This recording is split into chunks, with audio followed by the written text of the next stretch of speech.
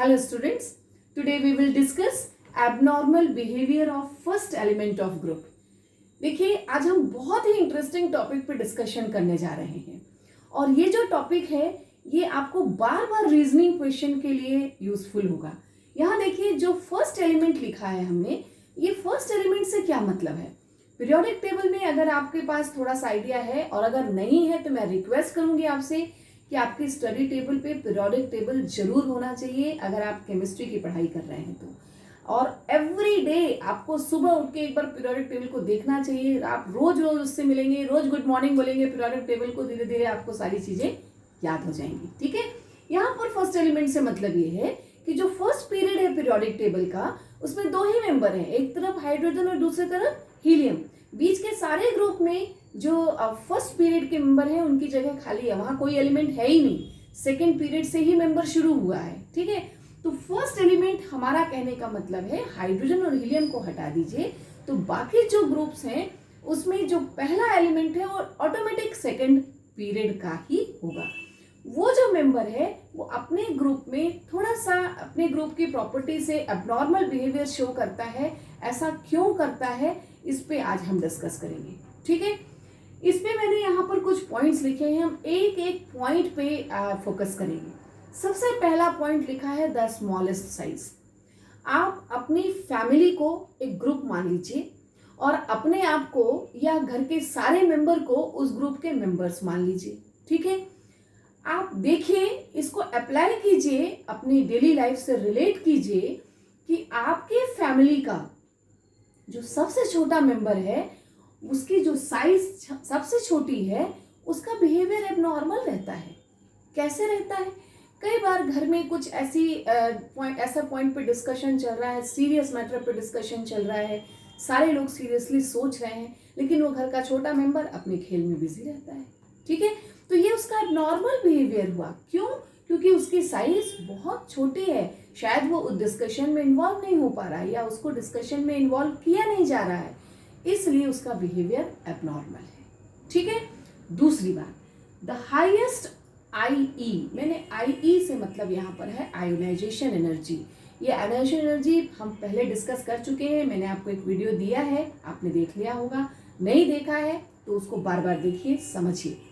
हर पहले एलिमेंट की मतलब जो सेकेंड पीरियड का मेंबर है उसकी आयोनाइजेशन एनर्जी बहुत ज़्यादा होती है।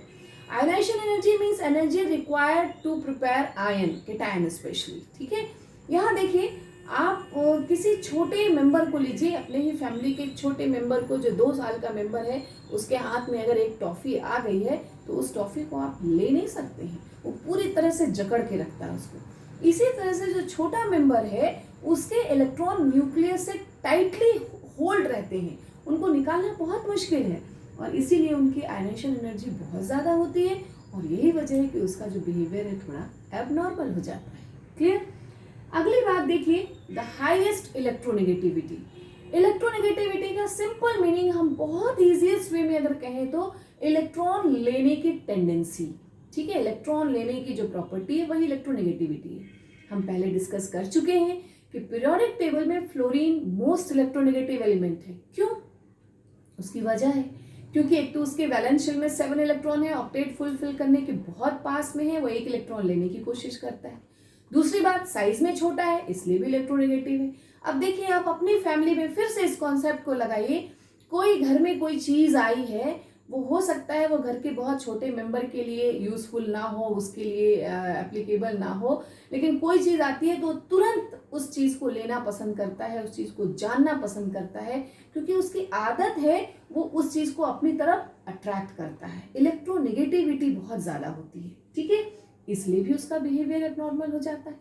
यहाँ देखिए, मैंने बहुत क्लियर पॉइंट लिखा है, एब्सेंस ऑफ बी। आगे नहीं पढ़ा है मैंने, एब्सेंस ऑफ बी।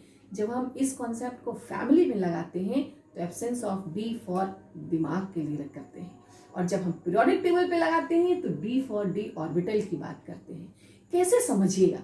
देखिए, घर में अगर किसी स्पेसिफिक पॉइंट पे डिस्कशन हो रहा हो, प्लानिंग हो रही हो, और अगर आप घर में सबसे छोटे हैं या घर का कोई बहुत छोटा मेंबर है, अगर अपने व्यूज रखता है, अपना ओपिनियन रखता है, तो तुरंत घर के बड़े लोग बोलते हैं, अरे तुम तो चुप ही रहो, तुम्हारे तो दिमाग ही नहीं है। मेरे ख्याल से आप मेरी बात से बिल्कुल अच्छे से एग्री होंगे, समझ पा रहे होंगे। और ये जो सेंटेंस है वो कई बार उस पर्टिकुलर पर्सन को थोड़ा सा ऐसा एबनॉर्मल बिहेव करने के लिए, उसके लिए फेवरेबल सिचुएशन क्रिएट हो जाती है।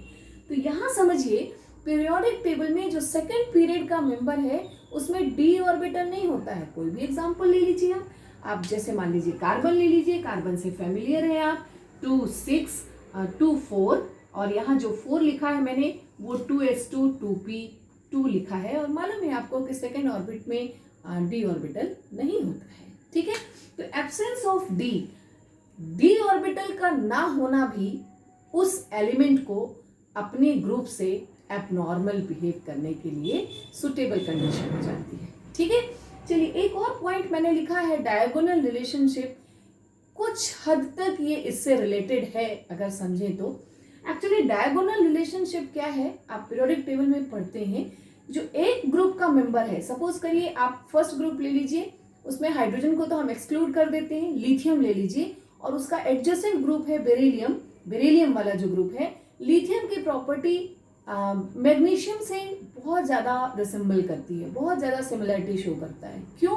क्योंकि उसका जो रेडियस है, एटॉमिक रेडियस कहें या आयनिक रेडियस कहें, वो ऑलमोस्ट इक्वल होता है, इसलिए उनके बिहेवियर में काफ़ी सिमिलरिटी होती है। और इस वजह से भी जो आप पहला ग्रुप का मेंबर है वो थोड़ा सा एबनॉर्मल हमको समझ में आता है। ठीक है, तो ये डायगोनल रिलेशनशिप आपको समझ में आया। ये जैसे मान लीजिए एक छोटी सी बात, छोटा सा एग्जाम्पल हम देखते हैं। आपके घर में अगर आपके पड़ोस का कोई 2 या 3 साल का बच्चा आ जाए तो आप तुरंत उससे तुतला के बात करने लग जाते हैं। क्यों? क्योंकि आप थोड़ी देर के लिए अपना मेंटल लेवल उसके मेंटल लेवल के बराबर कर लेते हैं और उसके जैसा बिहेव करने लगते हैं। तो उस समय के लिए आप एबनॉर्मल हो गए कि नहीं? तो मेंटल मैच क्योंकि वहां पर बराबर इक्वल हो रहा है। सिमिलरली यहाँ भी देखिए, जो ग्रुप का यहाँ पे जो सेकेंड पीरियड का मेंबर है, या हम जिसको ग्रुप का पहला मेंबर कह रहे हैं, वो अपने एडजेसेंट ग्रुप के तीसरे पीरियड के मेंबर के साथ सिमिलरिटी शो करता है, क्योंकि उनकी एटॉमिक रेडियस काफ़ी सेम होती है। तो इस वजह से भी उसका बिहेवियर एबनॉर्मल है। होपफुली आपको ये बात समझ में आई होगी। इसको अप्लाई करके देखिएगा, ज़रूर आप कन्विंस होंगे और आपको लगेगा yes, it is really related with your daily life. समझ में आया? चलिए, थैंक यू।